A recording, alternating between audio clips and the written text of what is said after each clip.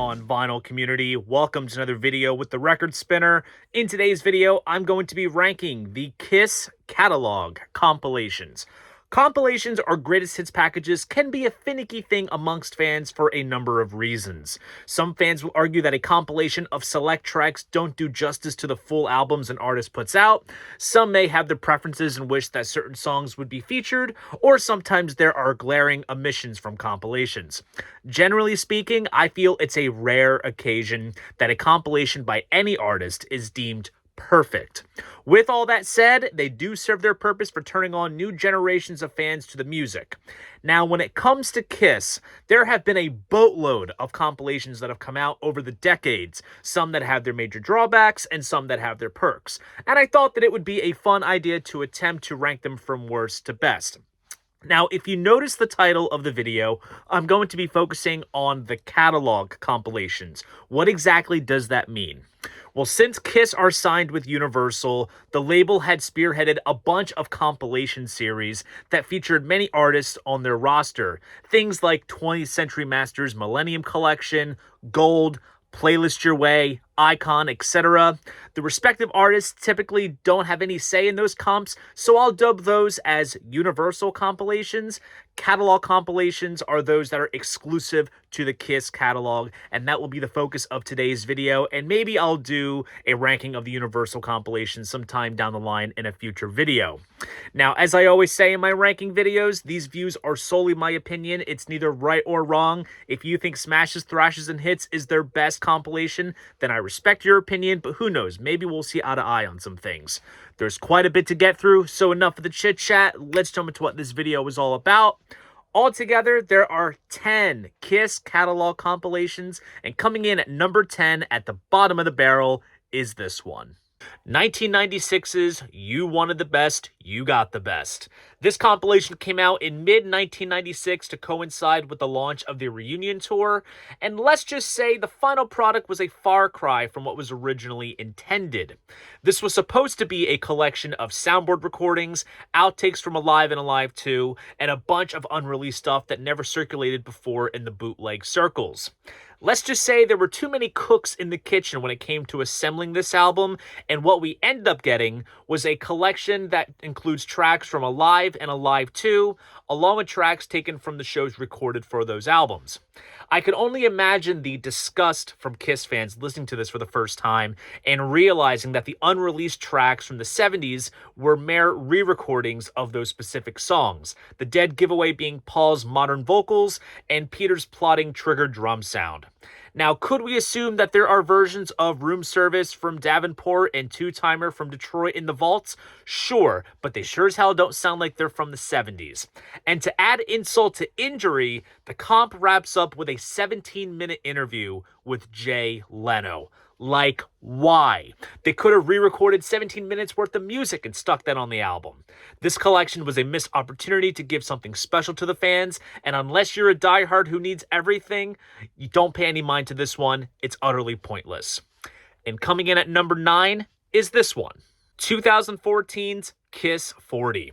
This comp was released to coincide with the band's 40th anniversary, and this one is a bit of an oddball.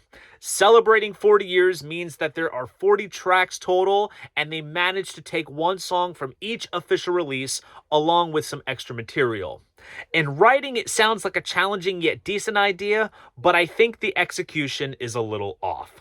When it comes to telling a story and celebrating 40 years, you want to feature prime cuts, and here there are some glaring omissions, such as Calling Dr. Love and Love Gun, yet you have things like Down on Your Knees and Reason to Live.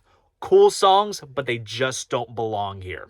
In fact, I think they rely too heavily on the single A-sides for the tracks chosen to represent each album. Hell, I took a look at my Casablanca singles box set and kind of realized that's what they were doing for most of Disc 1. Now, when I said that they included songs from each official release, that's not just studio and live albums. They even threw in Strutter 78 from Double Platinum, the demo of God of Thunder from the box set, Firehouse from the Alive Millennium concert, and you guessed it, the re-recording of Room Service from You Wanted the Best, You Got the Best. I still can't get over that. The unreleased material that appears here is the Reputation demo, which I think was only included because it was off of the then upcoming Love Gun Deluxe Edition. And then you have some live tracks that come from the instant live recordings Kiss did on the Rock the Nation and Alive 35 Sonic Boom tours, which are cool to have on a more widespread level. It's just a weird compilation and could have been approached in a more classy style to celebrate their 40th anniversary. Coming in at number 8 is this one, 2017's Kiss World. This comp was released initially in Europe to coincide with the 2017 summer tour of the same name, and then it received an American release in 2019 in time for the End of the Road tour. It's tough to cram 20 tracks from the band's entire career onto one disc, and here it kinda works. Again, there are some notable omissions. Where's tracks like Deuce, Strutter, Hotter Than Hell, and I Love It Loud? Those are staples, and it hurts to not see them on here. I can appreciate a track like Shandy being included since it was a hit down under, but what the hell is I'm a Legend Tonight doing on here? That could be swapped out for something different. Another gripe I have is the sequencing. This has the potential to flow perfectly, but the first 4 songs, Crazy Crazy Nights, Rock and Roll All Night, I Was Made for Loving You, and God Gave Rock and Roll to You. Someone must have hit the shuffled button and then switched it back. Otherwise, I think the rest of these selections are wise and on point, and despite the points I brought up, it has the potential for being a solid career-encompassing compilation. Coming in at number 7 is this one, 2001's Box Set. Talks of this release date back to the 1990s, where Gene was hyping this as the mother of all box sets. And I think given the disarray with the end of the farewell tour and the uncertainty of Kiss's affairs at the time, it seemed like a prime time to put this out. So what we have is a 5 CD set with 94 tracks spanning the band's career up until 2001, with 30 unreleased studio and live tracks. Keep that in mind. 30 unreleased tracks out of 94. I think if this were to be the mother of all box sets, the vaults would have been raided entirely, and this set could have been chocked with so much more unreleased material. It's weird because it ebb and flows. Half of the first disc is superb with some of the pre-Kiss and Wicked Lester tracks, their Eddie Kramer demo, and some Bell Sound outtakes from the debut. And then you jump to the non-makeup 1980s disc, and it's just album cuts with 2 demos. When you consider what has come out in recent years with the Off the Soundboard releases and the Destroyer and Creature Super Deluxe sets, it gives you an idea on what else they could have gotten on the set. Regardless, it tells the story of the band very well, and all bases are covered. Coming in at number 6 is this one, 2008's Icons. This little box set came out in 2008, and the theme around this collection is rather unique. You have 4 CDs total, each one devoted to an original member. So there is a disc each for Gene, Paul, Ace, and Peter. Think of it as a best of for each member. They sort of angled it towards which songs a respective member sang lead on, and some of the choices are predictable, but it's padded out with awesome deep cuts. Examples. With Gene, you of course have God of Thunder, Calling Dr. Love, and Deuce, yet you also have Almost Human and Ladies' Room. For Paul, it's a no-brainer to have Detroit Rock City and Love Gun, but how awesome is it to have All-American Man and Mr. Speed? With Ace, you gotta have New York Groove and Shock Me, but then there's Two Sides of the Coin and Dark Light. And then with Peter, 2 of the obvious standouts are Beth and Hard Luck Woman, but it doesn't teeter into lightweight territory when you have ballsy rockers like Strange Ways and Baby Driver.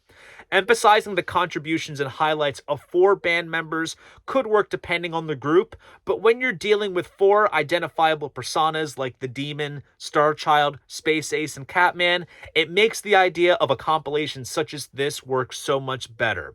Definitely an underdog and one of my personal favorites. Coming in at number 5 is this one, 1982's Killers. This compilation came out in territories outside of the US, and it was simply a greatest hits album forged ahead by Phonogram. The choice of older material plays it safe. Even the Japanese and Australian editions have some interesting tracks that are unique to those respective editions.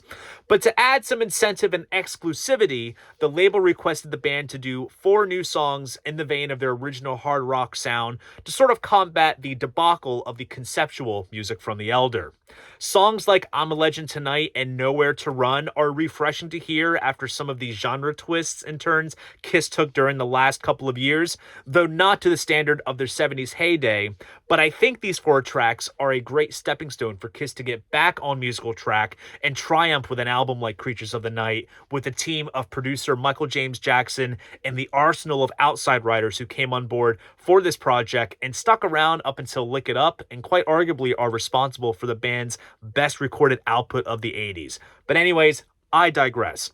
I think Killers was an attempt to remind some of the newer fans that may have jumped on the bandwagon during Dynasty and Unmasked what the roots of the band were and what Kiss stood for, and that was no nonsense, meat and potatoes, hard rock.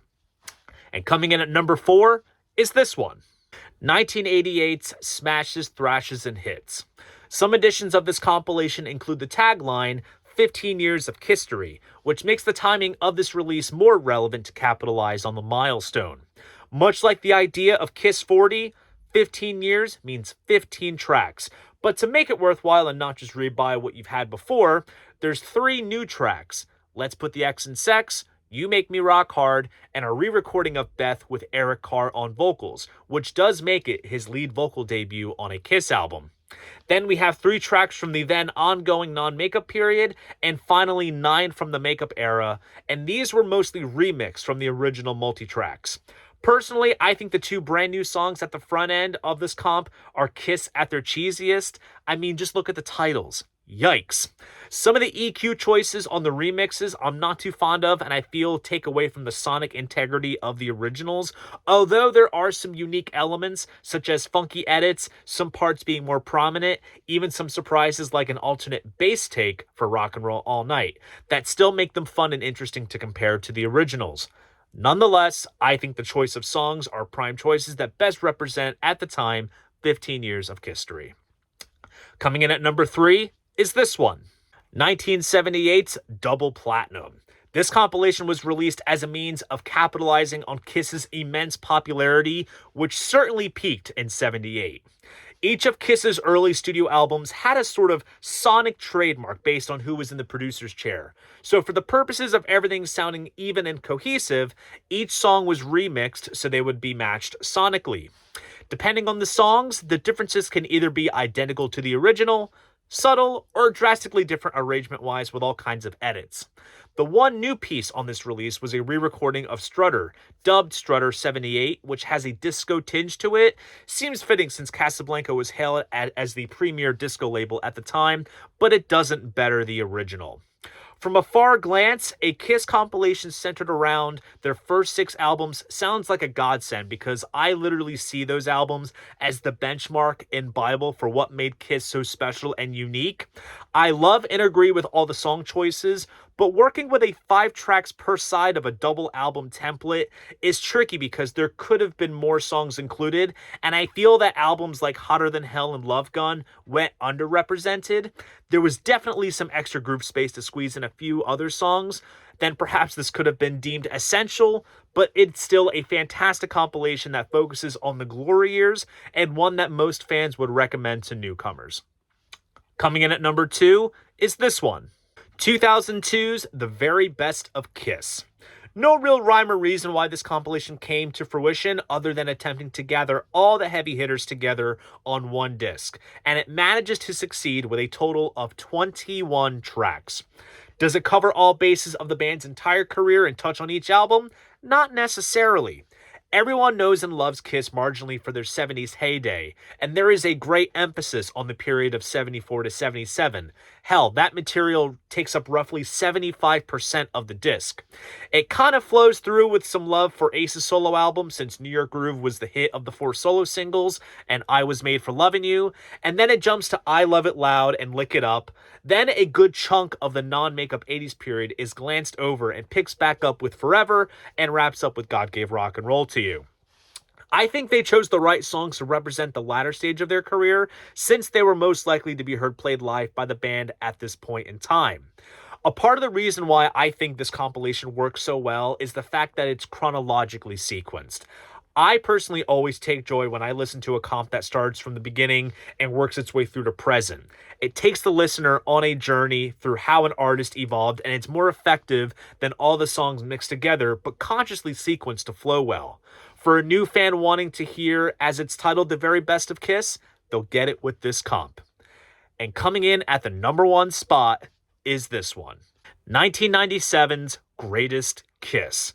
This compilation came out to coincide with the reunion tour, and because of that, it's a no-brainer that it only covers the period of 74 to 79, along with a track from Unmasked. Since Peter technically appears on the cover, you get the new video version of Shout It Out Loud from Tiger Stadium, which was an exclusive edition, but then just to make it totally random, you get God Gave Rock and Roll to You. Now, what makes this, in my opinion, the best Kiss compilation and my personal favorite?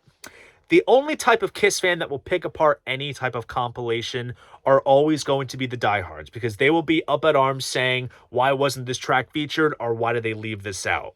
Here's the advantage of Greatest Kiss. It covers two sides of the coin. No pun intended.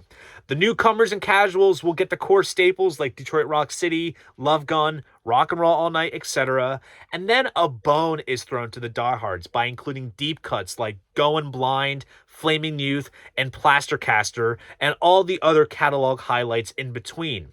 It's interesting too because different editions from whichever country it was released in got a unique track list, and for the 2014 edition for the Kisteria box set, it brings all the tracks featured, which rounds it up to a total of 25 tracks.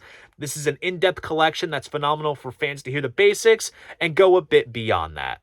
So there you guys go. That is my ranking of the Kiss catalog compilations. Here are some questions for you guys. How would you rank these comps, and would you like me to rank the Universal compilations? Please drop a comment down below. I'd love to know. And if you enjoyed this video, please go ahead, give it a like, and subscribe to the channel. See you guys in the next video, and most importantly, keep the records spinning.